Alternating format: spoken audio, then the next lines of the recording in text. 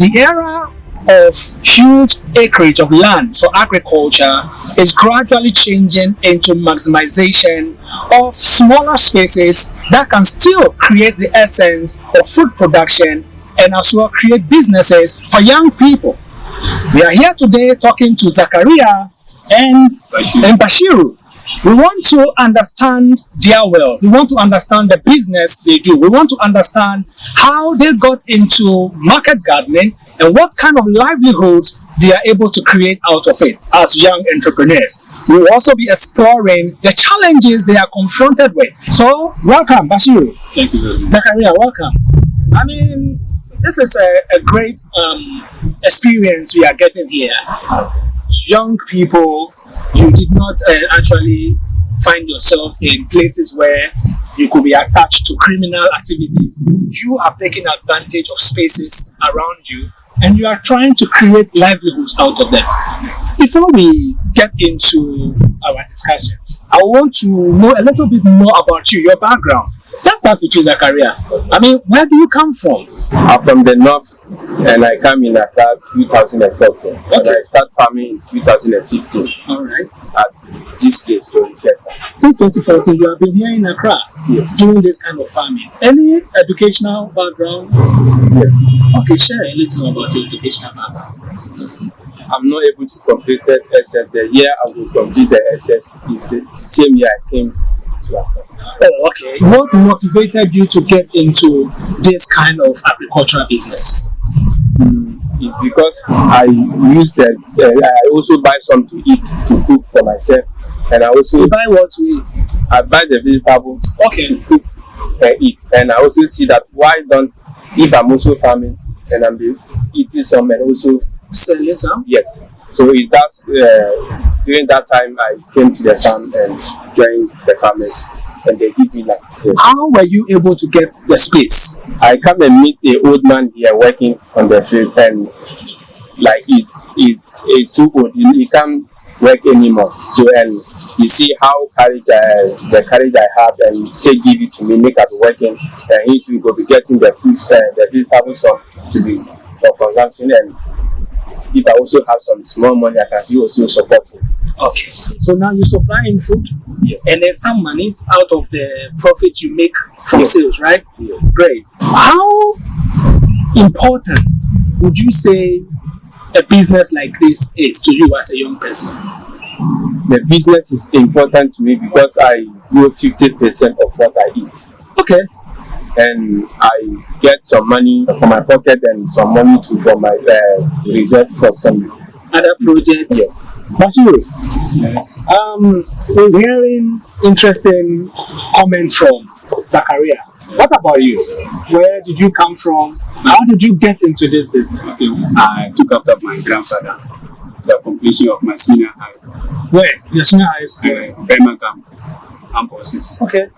So which course? I'm interested. Which course did you read? Actually, I did basic building and construction. Building and construction. Yeah. Oh, okay, nice. So when I finished the course, I had some challenges I couldn't further anymore. But I don't want to also find myself into doing most of the social life that people are talking about. So like Zakaria, Betty, and so on and so on. So I used to come from school, maybe weekends, to come and help my grandfather or something like that. But when I completed the school and I sat home for 1 month, I can see that nothing is moving. So I followed him back to the farm one day. Then where was his farm? The farm is just opposite a Fiesta, the Royal Hotel at Joe. So I followed him there one day. Then I can see that there's a lot of opportunity on the farm. Because though he's a good man, now he's getting older, the strength is not there. You can see all the time, his focus is at one corner. Then I said to myself, why can't I also do something there? Then from there, I started giving myself the opportunity of the land that is available. So you saw a certain need, and you realized that you could capitalize on the need to create opportunity for yourself. How has it gone so far? Now we thank God, everything is working well. I say we are working What kind of crops was he into, or vegetables was he into, and what are you currently adding to it? My grandfather was only focused on planting lettuce and cucumber, and sometimes too, because they are from the north, they normally do maize, and this was seasonal farming. So at that time, they use the whole farm to plant, or portion of the farm to plant some maize for the consumption for the families, and the rest they use it for the commercial, which is cabbage and cucumber and lettuce. Okay. So, but when I come, if I can farm and get money, why not allow him to stop the maize so that when we farm, we buy some. But for now, we are letting maximize production. So specifically, what kind of crops are you growing? Now I added other things to it. Really, we have this one, something we call, that herbs, call it mint. We call Mint. it mint. Okay. We call other one to Basil. Basil. We have a coriander. Coriander. Okay. Yeah. We have this one to celery. Celery. Yeah. That we are growing. And sometimes we will do kale and broccoli and the cauliflower and so on and so on. What motivated you to go into those particular vegetables? There should be a reason. People like partying. I can say Ghanaians like partying. Ghanaians like to party. So most of the time they use this thing, most of the herbs to do their garnishing. Talking about mint, talking about this one is basil, and also this one is parsley and kale. And sometimes we even use this one deal to do the garnish. So there's a business. Yeah. So you saw that there is an opportunity there and you capitalized. Yeah. What is your story like, Zakaria? Me, I grew a lot of herbs and spices, kale, parsley, dill, fennel, roka, arugula, because those herbs is foreign people who are buying. Oh, okay. And foreign people who are buying, maybe Foreign people like Burkina, people from Burkina Faso. like Europe or India. Okay. That's why I'm going in. And they also like it, they love it, because sometimes they go to somewhere to buy it and they don't get it. So, but if they come here, they get it. And they, I also sell them at a good price. Great. That's So- why I focus on the herbs. Fine. So you took over from an old man. Yes. What was he growing initially? The old man was growing cabbage, onion, and round onions, and meat. And there's something called garden eggs, but it's white. I don't know. For me, I never put those kind of things.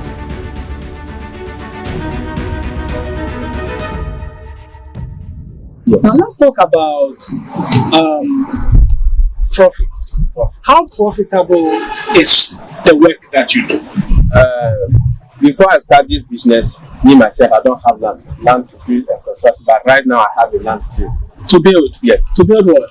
My house, where? Oh, really? Yes. Where? But Where? I mean, this is interesting. at Adenta, Oh, nice. How did it happen? I was Tell us putting the money in the local susu. Okay. The market, So microfinance, no, the local so yes, okay. with market women's. That's where I'm able to keep money. So over the years, you were able to mobilize the fund.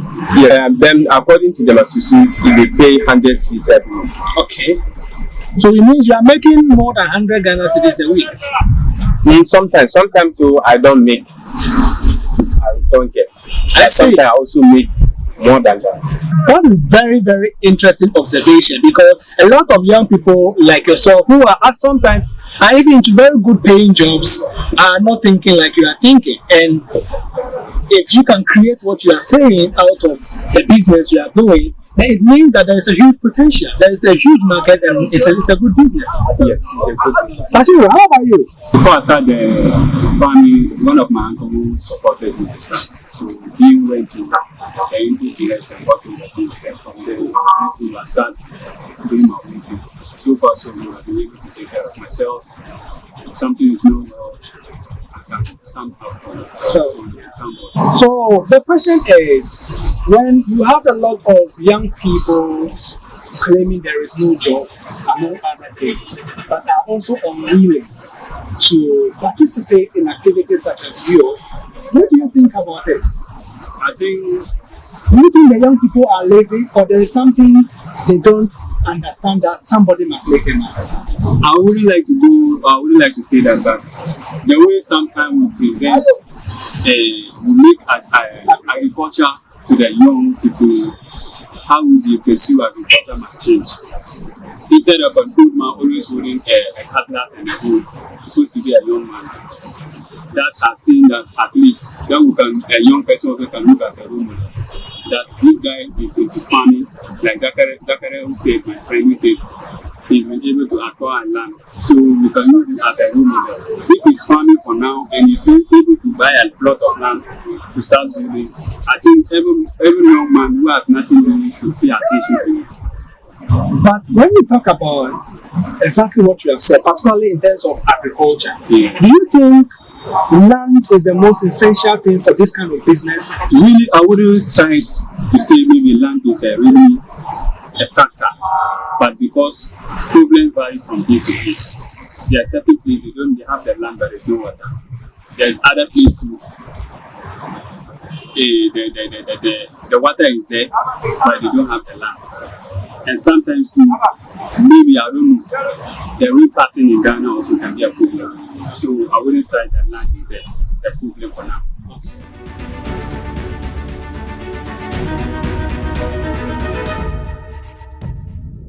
And Zachary, let me come back to you. In terms of some of the challenges you have faced with over the period, what are some of them and how have you been able to deal with them? Some of my challenges is the input dealers. Okay. Input dealers, they increase the price of everything anytime. Everything such as what? You can feel go and buy a can of seed today and tomorrow, maybe next week, you want to buy some again and they increase the price. And you know the price is like this and you reserve money for it. As you want to buy, you take that money, go, they say no, it's not a bad price again. In cases like that, how do you deal with it? How do you go about it? You don't buy the seed, or what do you do? In case like this, maybe if the input dealers is on your own customer, you can feel consider it. But if it's not like also like that, you should not consider it. Are you still doing your susu? Yes. And you don't, in cases like that, you don't call for those, you call for some of your monies in safekeeping but that money is not for the business. Okay. So where do you keep your business money? For my mobile home. I understand. So it means that you have monies that go into running of your business and you have your personal money. Yes. What plans have you put in place to help you overcome that challenge of having 100 CDs and tomorrow you go and they tell you it is 150? To deal with that, you have to find a 50 CDs. How do you get that money? You have to get that money. It's like I'm giving loan to the business. Oh, okay.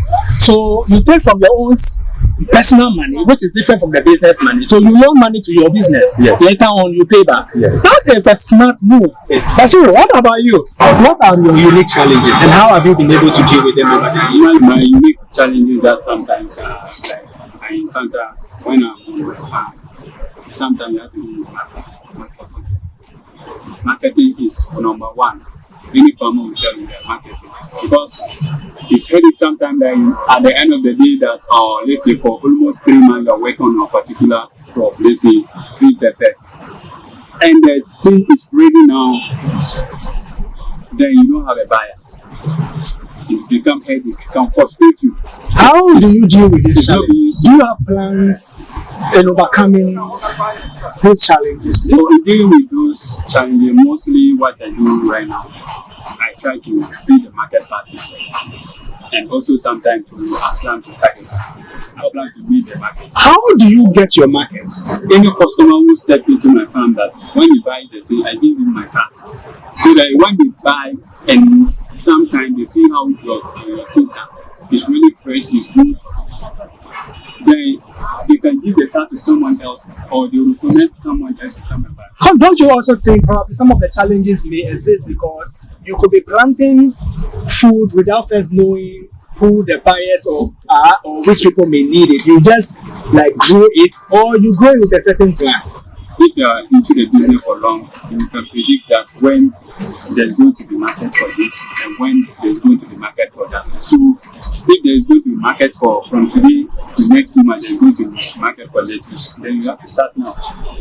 Before then, they need the market. And sometimes too, another problem that we encounter is marketing. Sometimes the market women too, I don't know whether they know inflation or something. When they come and you tell them that things have increased, so you are trying to also raise the bar small, then it becomes challenges.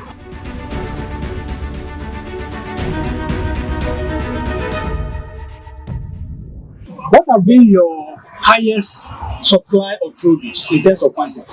Normally we don't win because the way we deal with market, we don't win. But we have normally what you are doing, we are selling it per base. Only cabbage that we know that we can sell for a bag. That one you can count it, you count it per egg. So cabbage, if you are going to sell per sack, it's 120 pieces. I say that is quite interesting. If I'm a young person, I'm listening to your stories and I think, oh, there is opportunity in this kind of business. Apart from the challenges you mentioned, what other challenge do you face? The other challenge I face is about in dry season. Yes. Dry season, increase of the sun increase too much. Okay. And it make that's the high temperatures of the sun. Yes. It make our seed that doesn't germinate, so they lose too much. What plans do you normally put in place to deal with this challenge? We use the coconut leaf to cover our bed for our seed to germinate. And if the plant germinates, the seed germinates, we let it be strong before we take it. Okay. Then you can feel resist the sun. Yes, I see. What about irrigation? I see you've done small Yeah. ponds. Are they supposed to serve We are as also using irrigation. We are using irrigation. I see your tubes laid. Yes, but in dry season it cannot help 100%. So you have to plant it small and all your focus is supposed to be there. Let's take rainy season, you can water once a day or twice. But in dry season, some farmers water 4 times using 2. And if you plant plenty, to water 4 times,